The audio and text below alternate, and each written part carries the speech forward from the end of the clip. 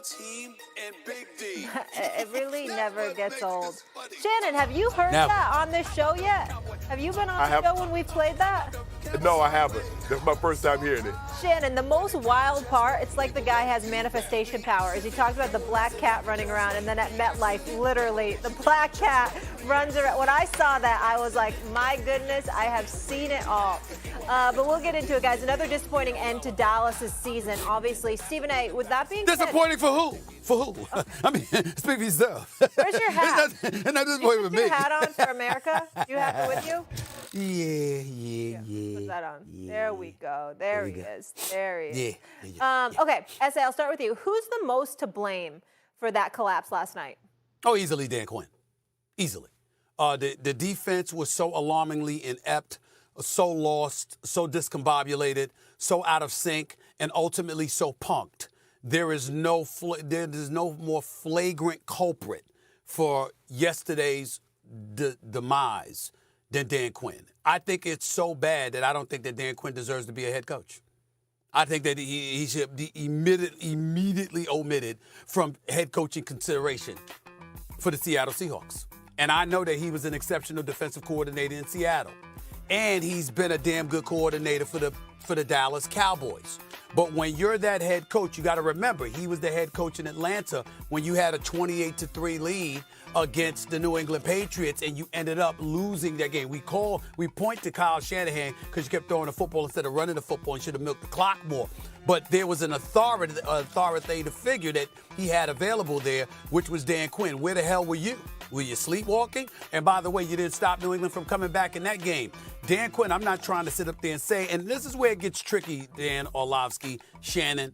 I am not saying that Dan Orlovsky doesn't deserve a job in the NFL as a defensive coordinator any more than I'm saying Mike McCarthy doesn't deserve to be a head coach. Dan Quinn. But what I'm saying is in Dallas, when you have a Harbaugh or you have a Belichick available, then excuse me, if Belichick came, he ain't going to keep Dan Quinn as a defensive coordinator. If Harbaugh came, likelihood he ain't going to keep Dan Quinn as his defensive coordinator, rather. If I'm them, I'm moving on from that. And that's what I'm saying to Dallas Cowboys. I think McCarthy should be gone. I think Quinn should be gone. But I definitely think that yesterday, based on how porous Dallas's defense was and how they got straight up punked, there's no way around it.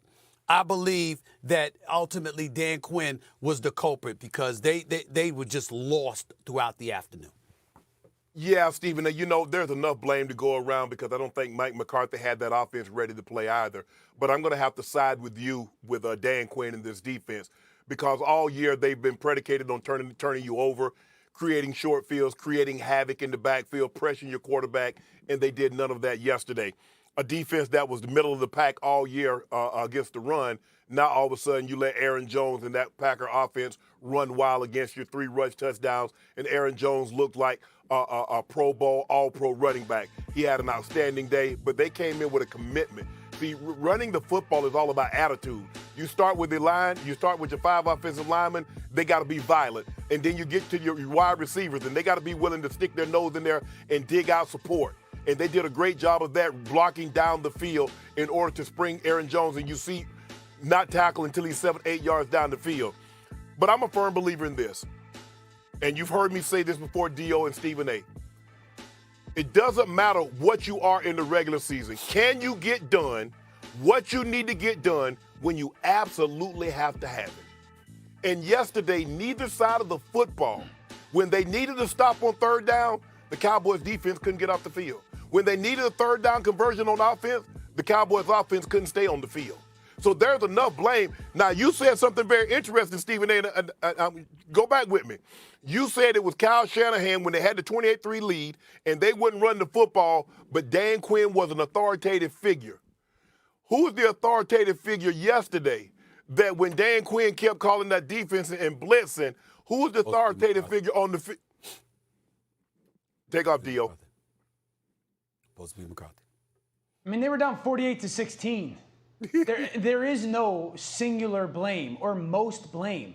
Everybody, Shannon, you said it, like everybody has their hand in this. There was nothing about that defense that was prepared. And Stephen A. and Shannon, that's why I made it a point to bring up Aaron Glenn's name for the Detroit Lions last night.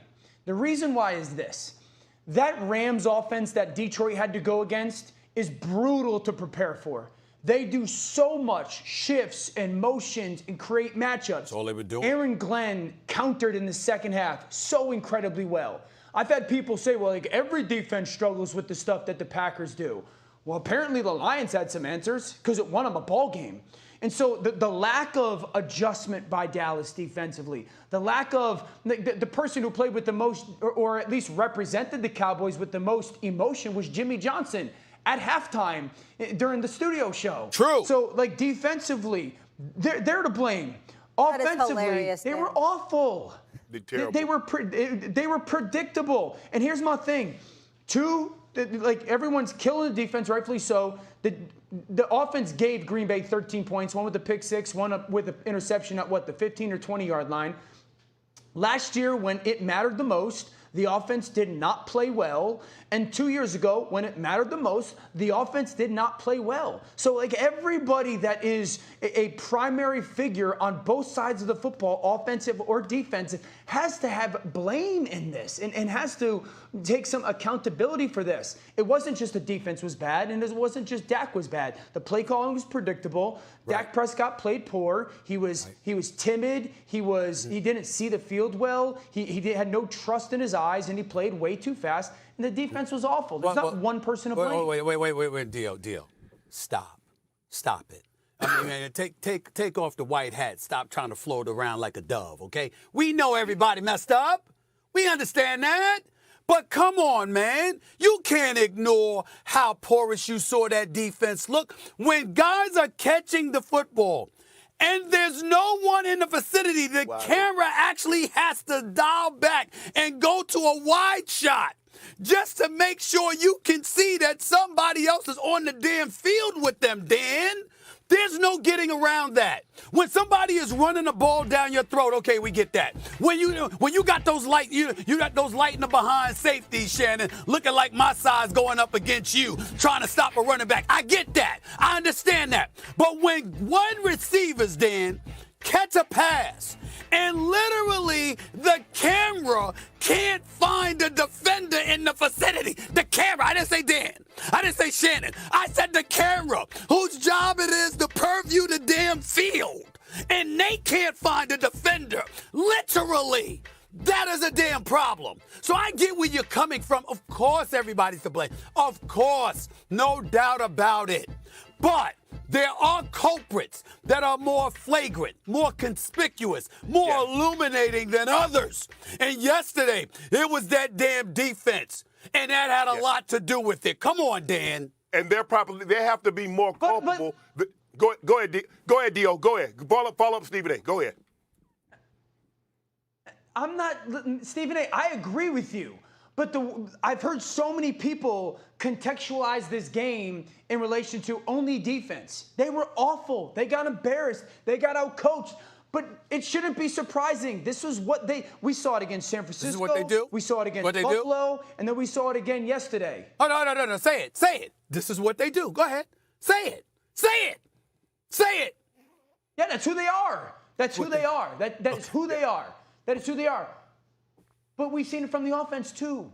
Like, that's my point. That is my point with all of this, is we can't just pin this on one person or one side of the football. If they played good on defense yesterday, they're still going to lose. Their Not like that. offense was poor. No, but here's the thing. But they're still home. I think the thing is what happened was the Cowboys win the toss. You're going to put them dogs on the field first. You're going to unleash Micah. You're going to unleash D-Law, Endurance Armstrong. You're going to turn those dogs loose. What does Green Bay do, Dio? They get the ball, 12 plays, 75 yards, ball to the end zone. Okay, now they force the Cowboys to go 3 and out, or they 3 and out. Now they get the ball, and guess what? They go right back down the field. And now all of a sudden, you're like, hold on. This is not the scenario. This is not how I started writing this book. When I remember said I wanted to write a book about the playoffs for the Cowboys in 2024, this is not the ending that I started with. This is not what I thought was going to happen. So now you're at home. You got 80,000 fans, and all of a sudden you start to hear the murmurs. Các bạn vừa xem xong video phân tích của chúng tôi. Sau đây sẽ là video hướng dẫn cách gấp một sợi dây treo trang trí hình tròn gắn đồng xu ở giữa của chúng tôi. Bây giờ các bạn bắt đầu làm cùng mình nhé.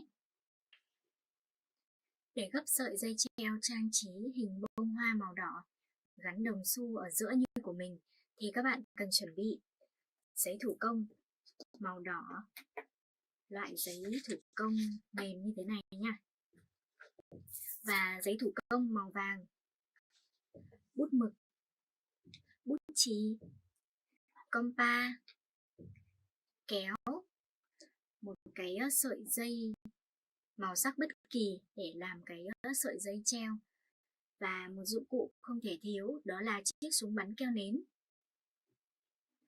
Sau khi chuẩn bị đầy đủ các dụng cụ trên thì bây giờ chúng ta sẽ cùng bắt tay vào thực hiện nhé.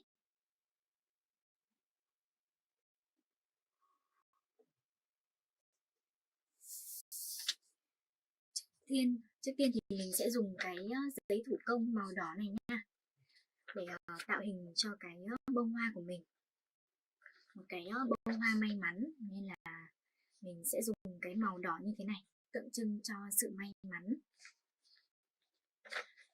Ở đây thì mình đang sử dụng cái tờ giấy có kích thước là khổ giấy A4. Bây giờ mình sẽ gấp đôi cái tờ giấy của mình lại và dùng kéo cắt cái tờ giấy của mình ra thành hai phần theo cái đường nếp gấp này.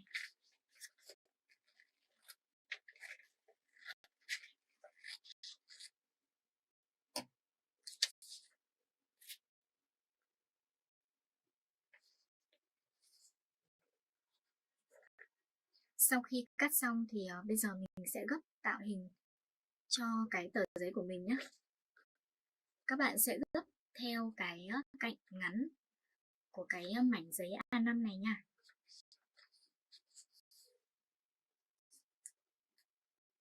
Trên mỗi một cái mặt giấy thì mình sẽ gấp một cái đường nếp gấp.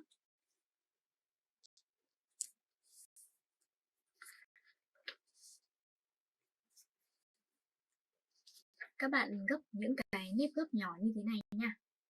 Mình sẽ gấp đến khi gấp hết cái tờ giấy này.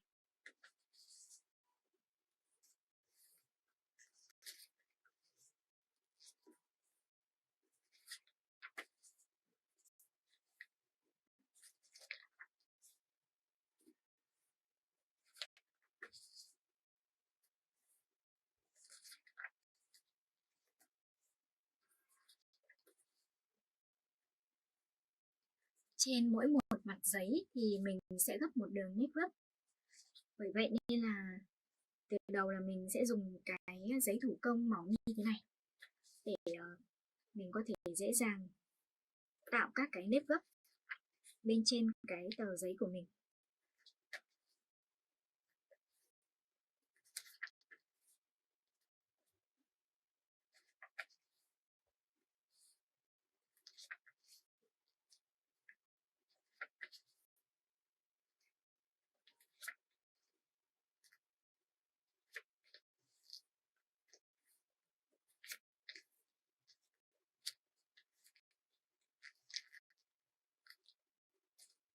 Sau khi gấp tạo hình hết cái tờ giấy thì từ một cái tờ giấy dạng phẳng ban đầu mình đã tạo thành một cái mảnh giấy với những cái đường nếp gấp trải đều ở trên bề mặt như thế này. Bây giờ các bạn gấp đôi cái mẩu giấy của mình lại nhé. Sau đó mình dùng súng bắn keo, mình gắn hai cạnh của cái mẩu giấy này vào với nhau, tạo thành một cái hình quạt với những cái đường nếp gấp như thế này. Tiếp theo mình sẽ gắn cái phần keo ở chính giữa của cái hình nếp gấp này. Trên cái hình nếp gấp mà mình vừa tạo thì mình sẽ dùng kéo cắt tạo hình cho cái hình của mình. cho nó thành một cái với những cái cánh hoa như thế này.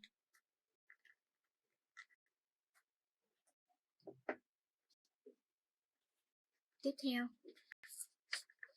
mình sẽ dùng cái mẩu giấy màu đỏ còn lại của mình gấp đôi cái mẩu giấy này và dùng kéo để cắt.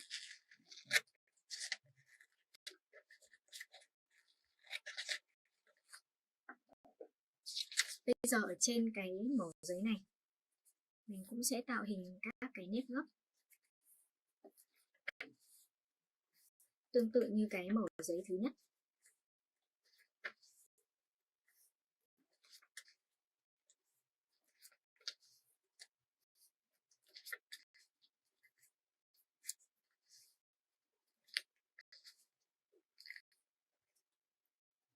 Sau khi gấp tạo hình xong thì mình lại tiếp tục tập đôi cái hình của mình lại và mình dùng súng bắn keo